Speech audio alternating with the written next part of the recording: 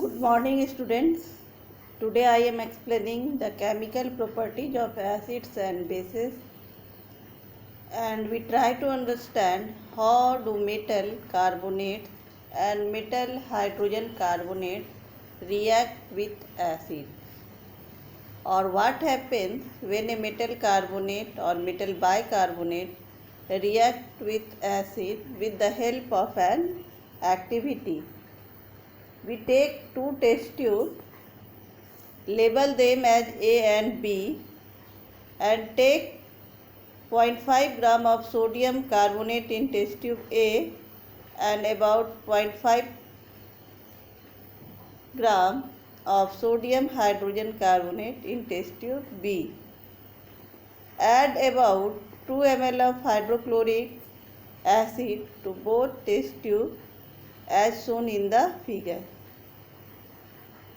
If you observe this activity, a gas is evolved with effervescence, and when we pass the evolved gas through lime water,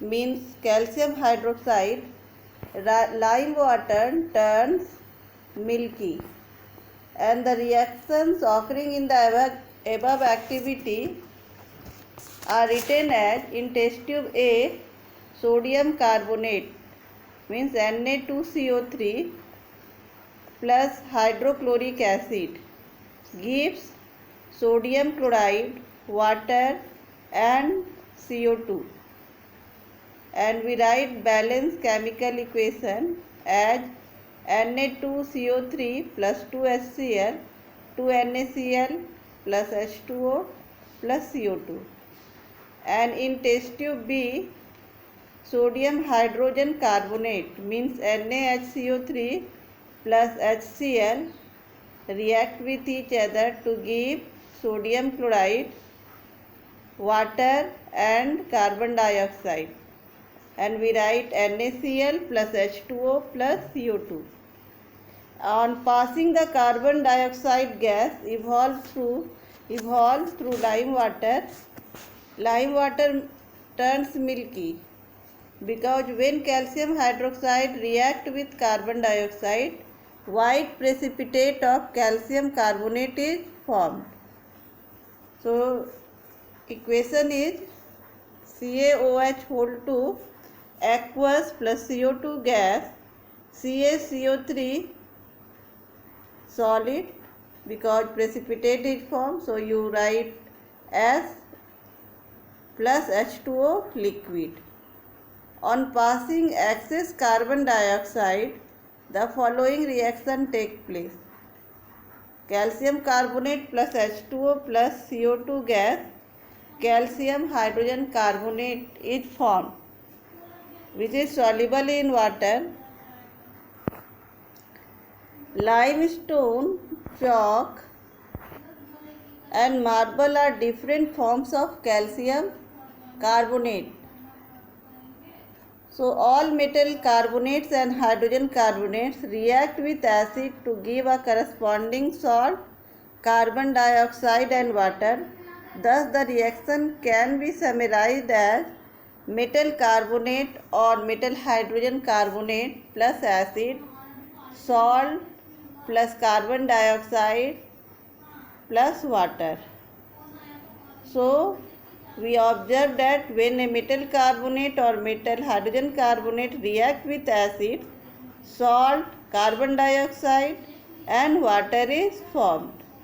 And the second property is how do acids and bases react with each other.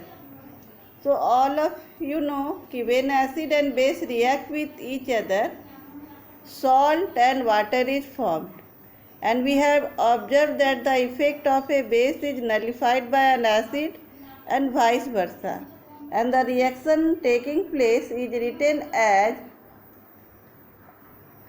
for example, if we take the example of sodium hydroxide and hydrochloric acid, we write the equation as NaOH aqueous plus HCl aqueous, NaCl aqueous plus H2O liquid.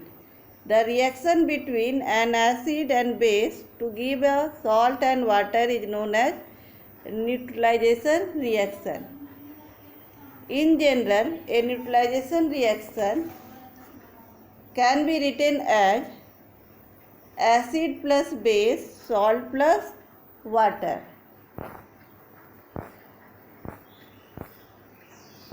And the third property, reaction of metallic oxide with acids. In general, the reaction between a metal oxide and acid can be written as metal oxide plus acid, salt plus water. Means when a metal oxide react with acid, salt and water is formed. This is also an example of neutralization reaction. Since metallic oxide react with acid to give salts and water, similar to the reaction of a base with an acid, metallic oxides are said to be basic oxides.